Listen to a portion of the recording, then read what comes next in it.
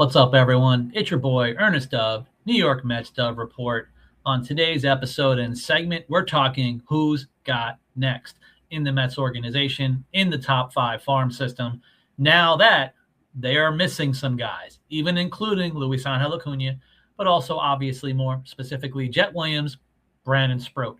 I want to just take a few minutes to break down the options, the replacements at the pitching, starting pitcher spot, as well as middle infield, even possibly center field. I also want to throw in a couple of wild card prospects, as well as younger players, not just talking the upper minors, AAA, AA ready guys.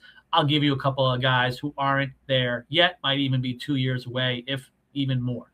Let's start with the pitching, because I've talked a lot about pitching in the Mets organization. It's pretty much their strength at this point, even with the loss of a top edge elite prospect like Brandon Sproat.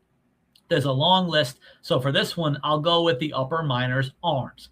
So possible replacements immediately for guys like Brandon Sproat can include some of my favorites that include Jonathan Santucci, the guy with the electric fastball. As a lefty, he can throw 95 plus. We're still waiting on that third pitch. How much can he develop the changeup? That could determine Jonathan Santucci being a legit mid-level rotation arm if he can get that third pitch consistently. Another wild card arm who I believe even throws 4 to even 5 pitches with some stuff. Let's talk about the issues possibly with command that I've already talked about relentlessly, even with Brandon Sproat.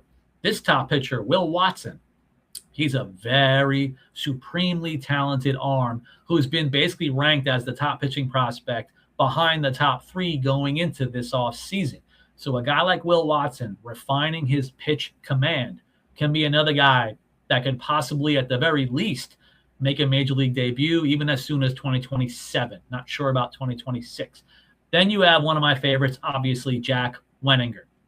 Maybe it's considered a hot take. I've had somebody else tell me this hot take. They felt there is a chance that Jack Wenninger could even be better than Brandon Sproat in the long run. He is a horse. Like I've been mentioning on previous shows, he's broken the 130 innings mark already in minor league baseball. I believe he can do the thing, 150, 170. I believe he could be a horse at the major league level. One of my favorites, of course, another lefty, Zach Thornton, who I was told is doing extremely well in this mini camp, throwing really hard. A lot of stuff is going very well for Zach Thornton, who could be even a 93, 94. Let's see if he can even get to 95 miles an hour on his fastball, which, if he can do that, if he can even get 92, 94 consistently, that may put him in a much higher range of consistency and excitement for considering him a true rotation arm and not just worrying about long man pen arm. He could be legit in the rotation with this new consistency and velo now that he's 100% healthy going into this year. Then there's the wild card guy we already know about, prospect, not prospect, Christian Scott. Still extremely talented. The reports for the offseason were that he was 100% healthy, so we're all excited to see him, breaking camp. Let's see, can he sneak onto the team possibly even as a pen arm, or let him eat the innings in AAA? He could be one of those guys you can count on now with Sproat being gone as a legit backup option. Then, of course, one of my favorites, Jonah Tong, who's at least about 2 years younger than Brandon Sproat. We all know what everyone's concerns are. Fastball movement, better use of all 4 pitches. We know about the Vulcan change that he basically learned in the last year or so. It started end up being maybe his second best pitch behind the fastball. Can he also use enough of his slider and his 12-6 curveball in games for 4, 5, 6 innings? That will determine if he's even a front-line starter. Because, again, even coaches through the offseason, one of the pitching coaches told me, just wait until 2026. They have all the faith in the world in Jonah Tong. I even reported throughout the offseason, the Mets organization really did not want to trade him unless it's for an absolute star. And possibly, honestly, Peralta probably wasn't a star enough because he was technically a rental. For all I know, in intensive purposes, you probably only trade a Tong this winter if it's for Skubal or Skeens, and that's probably the list. Another guy, consider him almost a wild card, but a lot of people mention him, R.J. Gordon. I would even throw in Brandon Gerton in the same kind of sentences. I think these two guys could be surprises in 2026 as guys who eat innings very quietly, doing really well successfully in A ball, even to double A. I'm excited to see what they can do in 2026, assuming they're going to log innings at the double A and triple A level this coming season. Now, for a guy like Jett Williams, I want to get creative here because if you really look up and down the Mets farm system, there really isn't a true shortstop to be ranked in the entire Mets system. If you want to name a guy, it's probably Elian Pena because on paper, he's been playing as a shortstop mostly. And even him, at the end of the day, in 3-4 plus years, he may end up being maybe second base, maybe third base. I saw somebody almost joke or mention online, he could be so good, maybe put him in the outfield if there's a need one way or another because of his bat. But that's a guy you almost don't even want to mention at this point because he's so far off. But I want to give other names for guys. Hey, we lost Jett Williams. Who can we replace as soon as possible? The biggest name I've mentioned is A.J. Ewing because, again, he could be the future center fielder for the Mets as soon as 2027, in my opinion. However, A.J. Ewing can also play second base. He did it last year. I'm curious now, even post-Jett trade, will the Mets consider putting A.J. Ewing even more at second base? Something to watch out on. I'll keep you guys informed throughout the season. Is it still majority center field? Is it still sometimes second base? Or do they make it more 50-50? Because to me, if I see more second base going on throughout the year, that could tell me something about the future for A.J. Ewing. The other guy that needs to be brought up, because he is a college bat, he can move fast. Now we're talking about the two kind of uber athletes the Mets drafted last year who can basically both possibly fill that role of Jett Williams' shoes.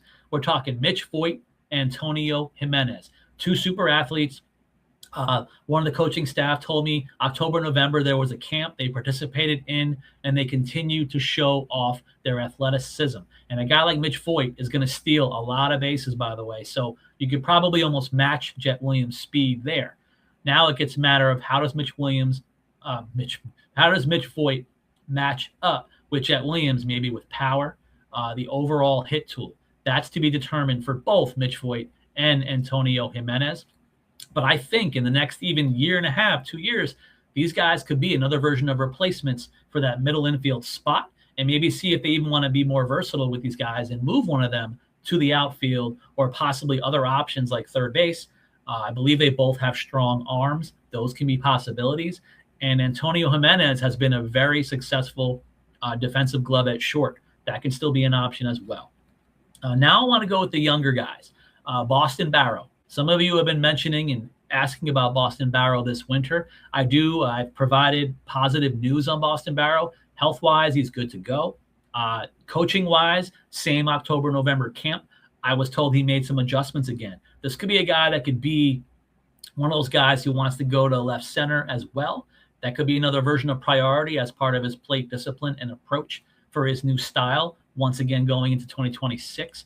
I expect big things from Boston Barrow, who could be a future shortstop-ish, possibly again second base. The other two younger guys, Trey Snyder, the teenager, 19 turning on 20. He's a younger player. Coaching staff, hitting coach last year, said very positive things about Trey Snyder, the player, the person, learning, player development. And again, this is an infielder. Maybe in a couple of years, he could be another replacement for a guy like Jett Williams. Different level at this point. We have to see how he continues to develop.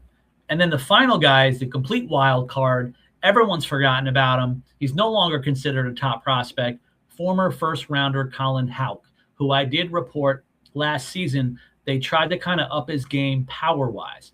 Now, I don't know if that contributed to the higher K rate, which was looking scary. Now, how does Colin Houck get back into the mix of things prospect-wise? Well, if he continues to show the power while lowering the K rate, that could be a very interesting thing to watch happen for a guy like this, who also, among all these young players, can play around the infield, second, short, third. These are all going to be exploratory options for the Mets in the next couple of years, while, of course, among other things, waiting out a Marcus Semien situation at second base. But those are the guys, and I am naming a lot of players, I know. I know what happens with prospects. They don't all make it, but these are all really good prospects to consider as replacements for some top-notch guys that we just let go. Hope you guys enjoyed the information. I try to keep it as short as possible. I'll see you guys next time.